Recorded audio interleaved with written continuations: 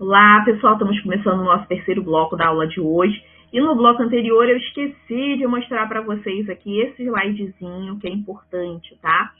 Em alguns quinis, não são todos, mas em alguns quinis, vocês verão no finalzinho dele essa informação aqui de que tem microficha, tá? Então, viu que tem microficha, sabe que pode ter aqui informação perdida que não está constando nesse quinis, ok? Quando a gente está pensando em análise de CNI, seja para concessão, seja para planejamento, nós temos alguns pontos fundamentais que a gente precisa observar, né? Primeiro deles, a falta de vínculo, né? Faltou vínculo naquele CNIS, a gente tem que pensar mecanismos de fazer prova da existência daquele vínculo. Veremos algumas aqui. Falta de data de saída nesse CNIS, esse é um outro ponto de atenção que a gente vai discutir. Falta de remuneração. Existe o vínculo com data de entrada, data de saída, mas não tem as remunerações. Esse é um outro problema que a gente precisa analisar no caso concreto. E, por fim, a existência de indicadores, ok? De pendência. Perfeito? Nós veremos aqui a discussão de todos esses pontos. Inicialmente, quero apresentar para vocês alguns indicadores, começando pelo indicador IEAN. Esse indicador IEAN, vejam aqui um exemplo dele no CNIS, esse indicador IEAN, ele indica que aquela empresa pagou as contribuições como se o segurado exercesse tempo especial, ok? O que não quer dizer que esse período automaticamente será reconhecido como tempo especial. É necessário que se faça prova de que aquele período ele foi exercido como tempo especial. Porém, temos algumas jurisprudências que, em casos de superexceção, vêm considerando esse período como especial se a gente não conseguir nenhuma outra prova, se não for possível a produção de nenhuma outra prova. Por quê? Porque a empresa não ia pagar a mais desnecessariamente. Se está pagando a mais, é porque de fato houve a exposição de tempo especial. Mas não dá para a gente contar com isso, tá? Então, se a gente está buscando uma concessão, saibam que administrativamente você vai precisar comprovar, mesmo tendo esse indicador.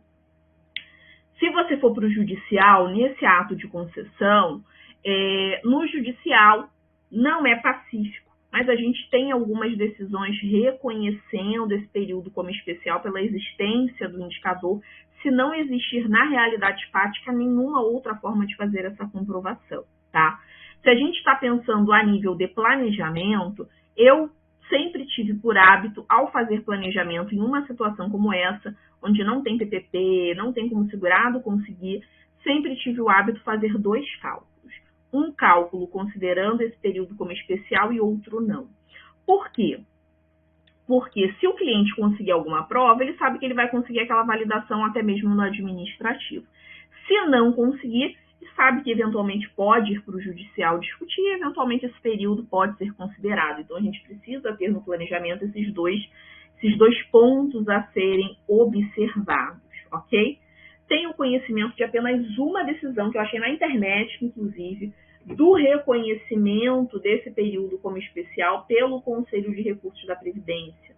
Mas, enfim, é uma situação, né? Então, em regra, junto ao INSS ou ao CRPS, a gente precisa fazer a comprovação da efetiva exposição ao tempo especial, mesmo existindo um indicador IEAN. Outro ponto que a gente precisa ficar muito atenta no CNIS é essa situação aqui, onde a gente tem data de início e não tem data fim desses vínculos. O que acontece na prática nessas situações?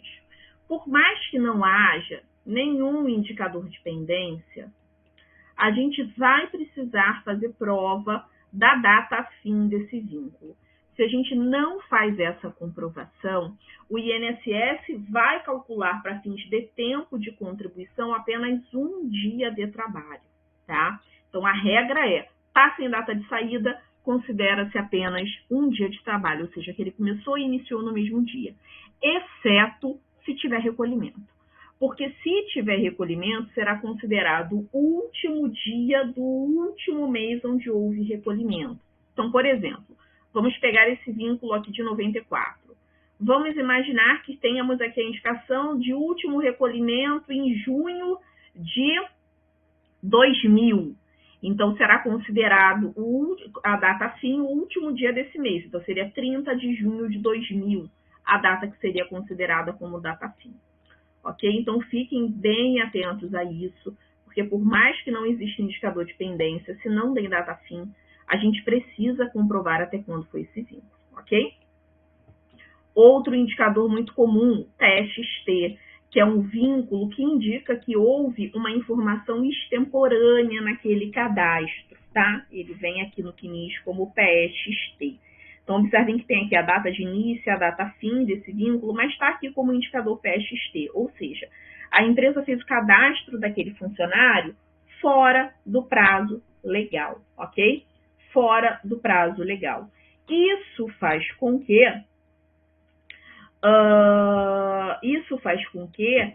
o segurado precise fazer prova da origem desse vínculo, né? Vejam que esse vínculo aqui foi do Itaú Unibanco.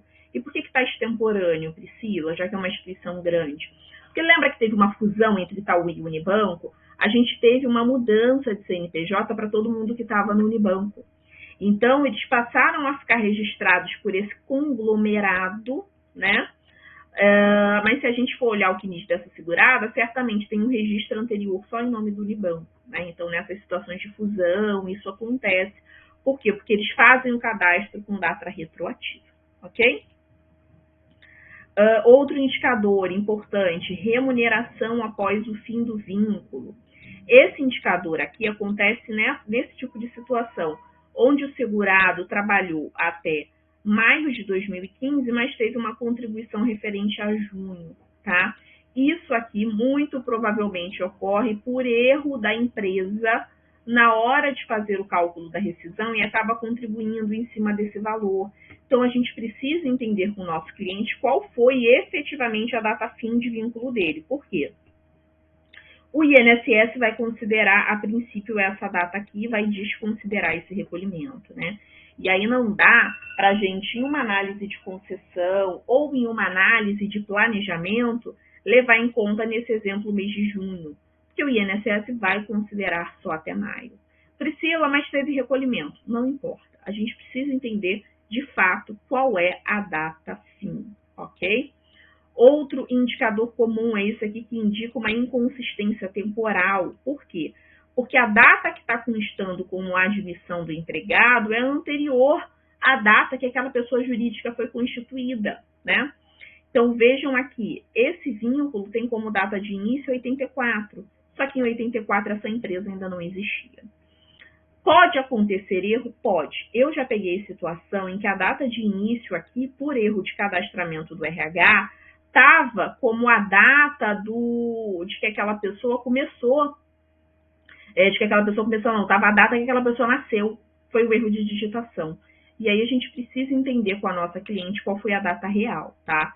Acontecem situações em que a cliente começou a trabalhar na empresa, mas está com esse indicador. A data aqui está correta.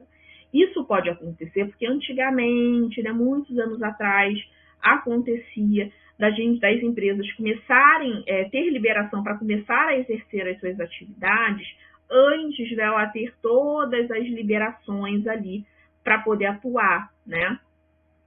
O famoso jeitinho, né, que o pessoal dava antes. E aí, nesse caso, pode acontecer esse indicador. E aí a gente precisa fazer a comprovação de que o vínculo, de fato, se iniciou lá atrás, tá? Outro indicador, PREC-Faculty Code. Cuidado com esse indicador. Esse indicador aqui indica situações onde houve concomitância de recolhimento, ou seja, recolheu como empregado e recolheu como facultativo ao mesmo tempo. E a autarquia entende que o recolhimento como segurado facultativo, ele não pode ser junto com um recolhimento de segurado obrigatório, né, que a gente teria uma invalidação desse facultativo. Quando os períodos de fato são concomitantes, exemplo, ele foi empregado e tem facultativo no mesmo período, a gente pode tentar mudar esse código do facultativo, se o cliente tiver prova, para um código de contribuinte individual, porque aí sim a gente vai poder somar essa contribuição que ele fez como facultativo com aquela outra contribuição que ele tinha como segurado obrigatório. Muita gente faz isso sem saber para fazer a complementação dos valores de salários de contribuição para o teto, né? Então, a pessoa recebe, sei lá, 4 mil como segurado empregado, ela paga os outros 3 como facultativo. Só que está errado, né? Porque o INSS não reconhece esse recolhimento como facultativo concomitante. Se fosse como contribuinte individual, reconheceria. Então, aqui, muitas das vezes, a gente usa como estratégia fazer o quê?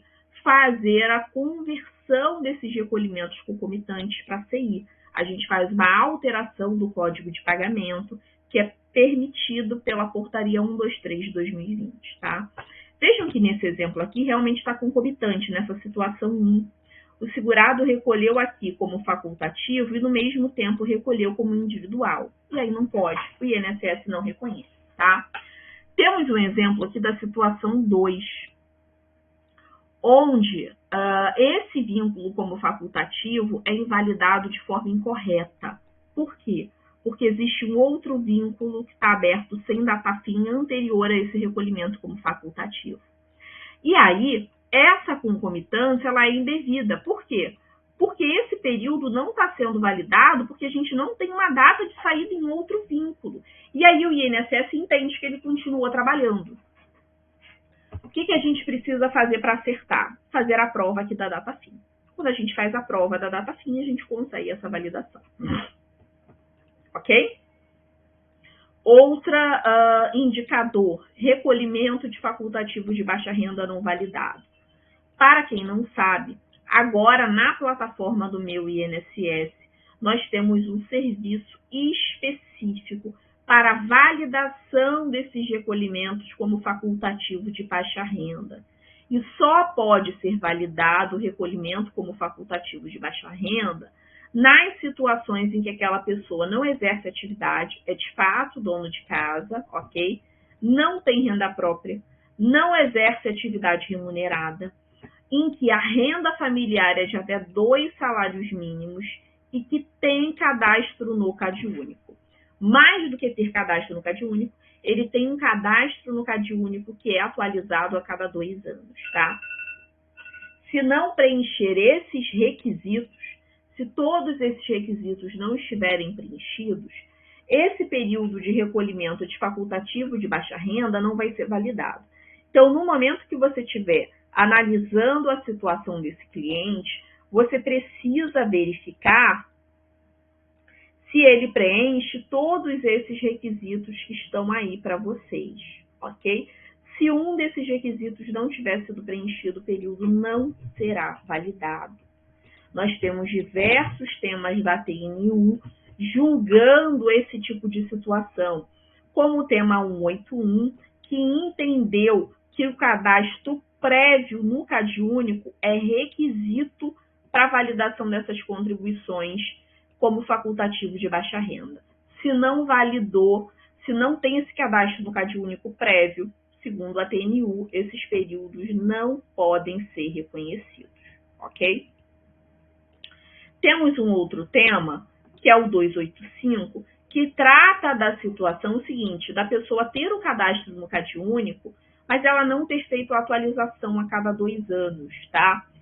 Se o cadastro dela ainda não tiver sido excluído do cadastro social, ela poderá validar. Em regra, segundo a portaria que trata do CadÚnico, essa exclusão acontece após 4 anos, tá?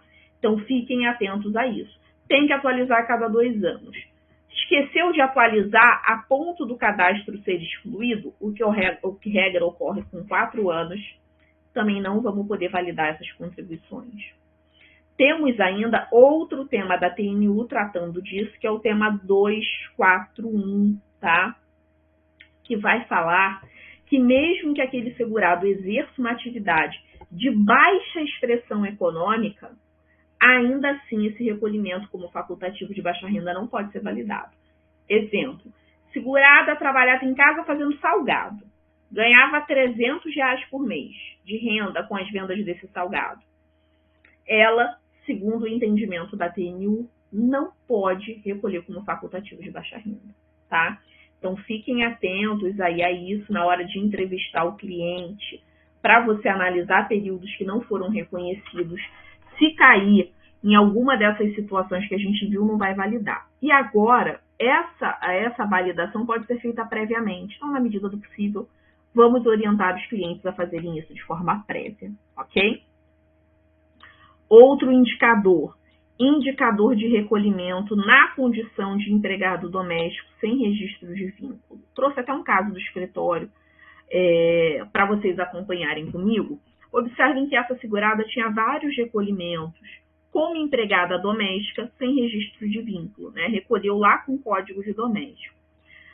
Contribuições anteriores à Lei Complementar 150, tá? Se vocês observarem, tem aqui a data que foram pagas as contribuições, o valor que foi contribuído. Se vocês fizerem o cálculo, foi contribuído com coeficiente de 20%. Como antes da Lei Complementar 150, o empregado doméstico devia recolher, ok? Observem que essas contribuições elas foram feitas dentro do prazo legal, recolhidas com coeficiente de 20%, e o INSS não reconheceu, no caso da minha cliente, esses recolhimentos, né? Por que não reconheceu? Porque ela não tinha carteira assinada, não tinha prova, não minto, né? Nesse caso, essa cliente acho que até tinha carteira assinada, a gente vai ver ali no acordo. Mas existem situações em que a cliente nem tem carteira assinada para esses vínculos. Nesses casos, eu desenvolvo uma tese, que a TNU nunca, que o CRPS nunca julgou, que é o seguinte: porque eles sempre, né, acabam validando ali pela carteira de trabalho, acabam validando por outros meios, né? Mas observa o seguinte: se a cliente pagou com coeficiente de 20%, se a cliente pagou dentro do prazo legal, eu não posso converter esse código de recolhimento. Se o problema é que ela não prova emprego doméstico, eu não posso converter isso para facultativo e reconhecer o pagamento desse benefício? É claro que eu posso, né? É claro que eu posso. Eu trouxe para vocês uma decisão lá do CRPS, para vocês depois darem uma lida com calma para quem tem esse interesse, trabalha com doméstica, onde foram validados com a carteira de trabalho vários períodos anteriores à Lei Complementar 150. Veja que tem um período aqui em 96, tem outro período entre 2007 e 2011, outro entre 2013 e 2014, né? A gente tem vários períodos que estavam sendo discutidos aqui nesse processo, né?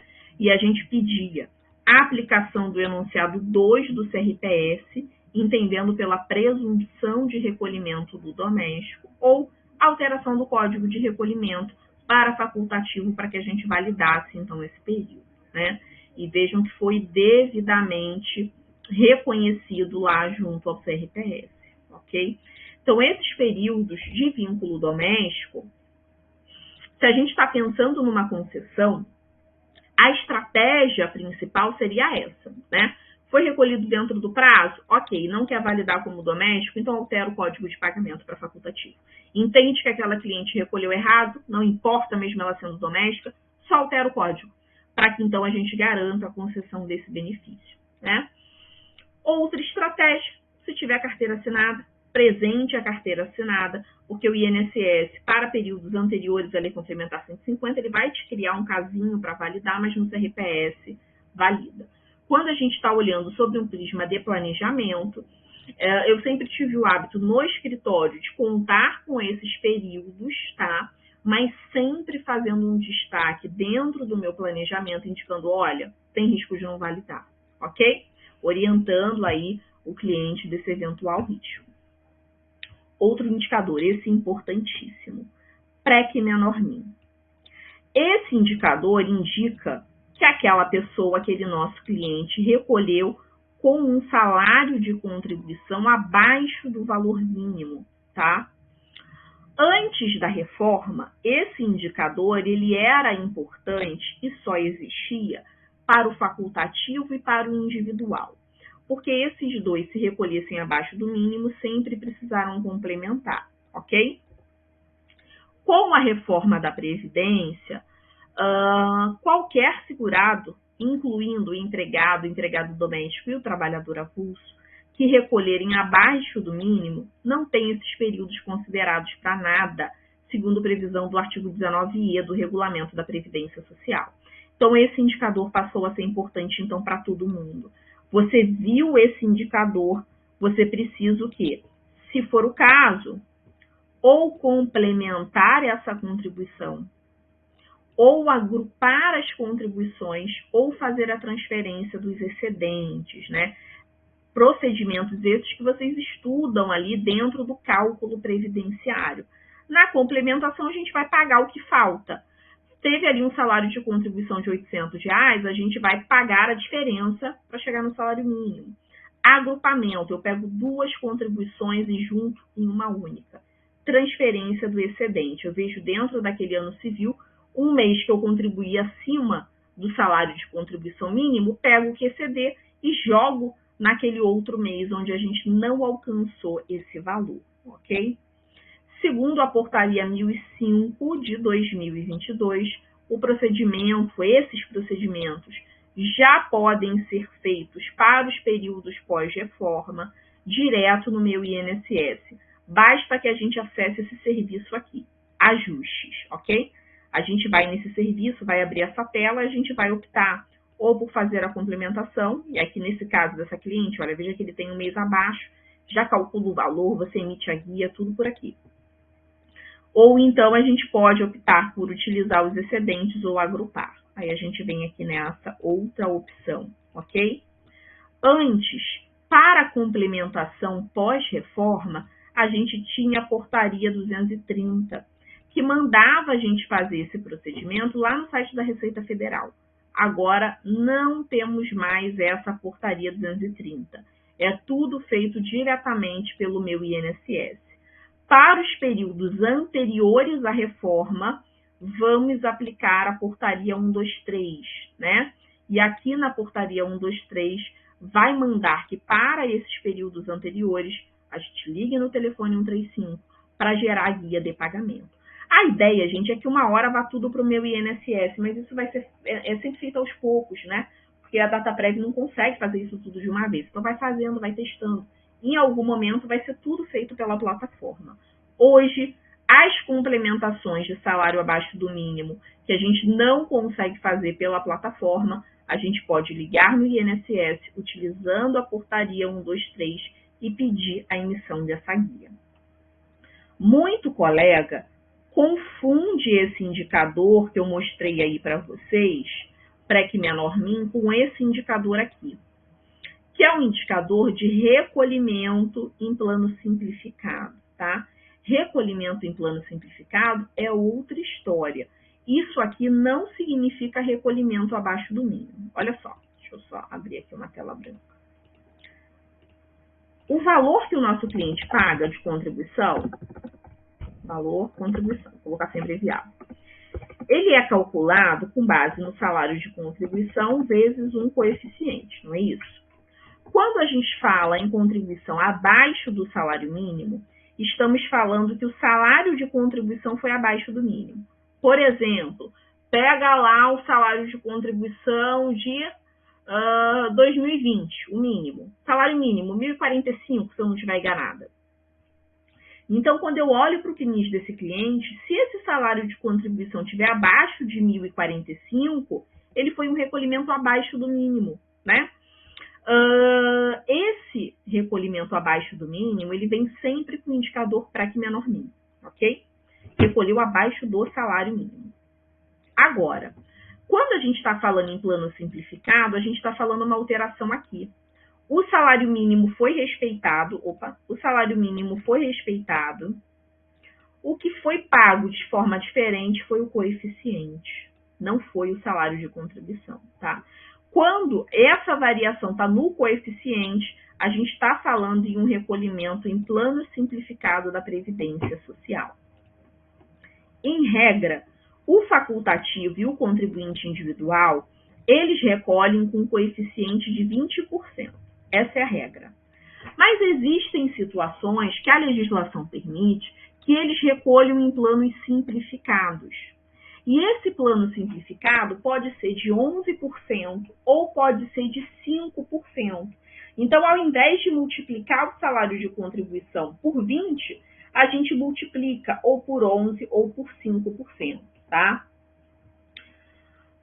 Priscila, se eu posso pagar com 11,5, por que eu vou pagar com 20? Pelo seguinte, a contribuição completa é 20%. Os planos simplificados, eles trazem uma limitação para a gente. Primeira limitação, não pode emitir CTC. Segunda limitação, as contribuições, elas devem ser feitas com base no salário de contribuição mínimo. Ou seja, eu não posso recolher sobre teto em plano simplificado, é sempre sobre o salário mínimo, o que vai limitar lá na frente a concessão do meu benefício, né? Terceiro ponto aqui de observação sobre os planos simplificados, quando eu olho para as aposentadorias programáveis, ele apenas permite a aposentadoria por idade, não permite nenhum outro tipo de aposentadoria dentro das programáveis. Então, a gente tem aqui algumas limitações. Mas se o segurado facultativo ou segurado individual assim desejarem, eles podem recolher em planos simplificados, tá? Se eles quiserem, quero recolher em plano simplificado, posso? Pode. Ciente de que tem essas limitações, ok? Pode, desde que seja o recolhimento de 11%. Então, 11% sobre o salário mínimo. Isso daí para ele é uma opção. Agora, para recolher 5%, não é opção. Ele precisa preencher alguns requisitos mínimos para que ele, então, possa recolher com esse coeficiente de 5%. Que requisitos mínimos são esses, Priscila? Para o facultativo, para ele recolher com esse coeficiente de 5%, ele precisa ser um facultativo de baixa renda, precisa não ter renda, né? Ele precisa não ter renda, não exercer trabalho, não ter nenhuma fonte de renda, ser considerado, então, ali um dono de casa.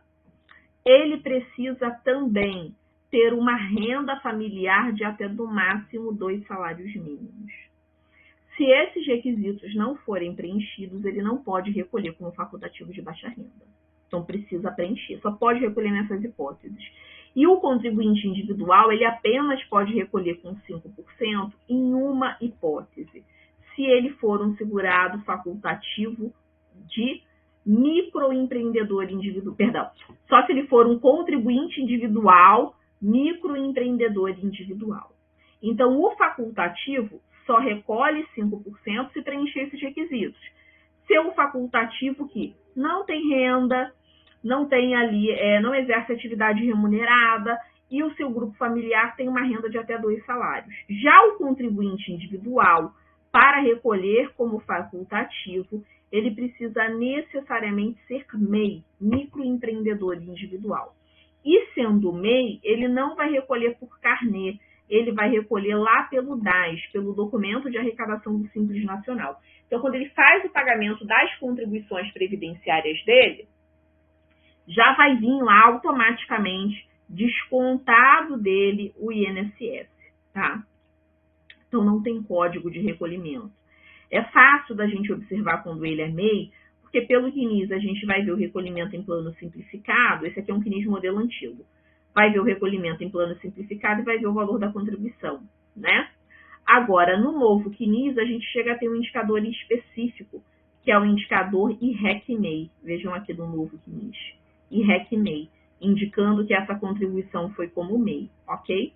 Se ele recolheu em plano simplificado 11%, não vai ter o IREC-MEI, vai estar só como IREC LC123 e vai estar aqui a contribuição, né, calculada como 11% do salário de contribuição, ok? Priscila, e o que eu faço se eu identificar que o meu cliente ele tem a possibilidade de se aposentar por tempo de contribuição no direito adquirido ou pelas regras de transição, mas ele precisa dessa contribuição que ele recolheu em plano simplificado. E você me disse que essa contribuição só pode ser validada dentro das aposentadorias programáveis para aposentadoria por idade. O que eu faço nesse caso? Nesse caso, você vai complementar a contribuição. Se ele pagou com coeficiente de 5%, você vai pagar a diferença, vai pagar 15%. Se ele pagou com coeficiente de 11%, você vai pagar a diferença, 9%. Ok? Nossa, a gente passou bastante desse bloco, gente, desculpa. Estamos encerrando, daqui a pouco a gente volta.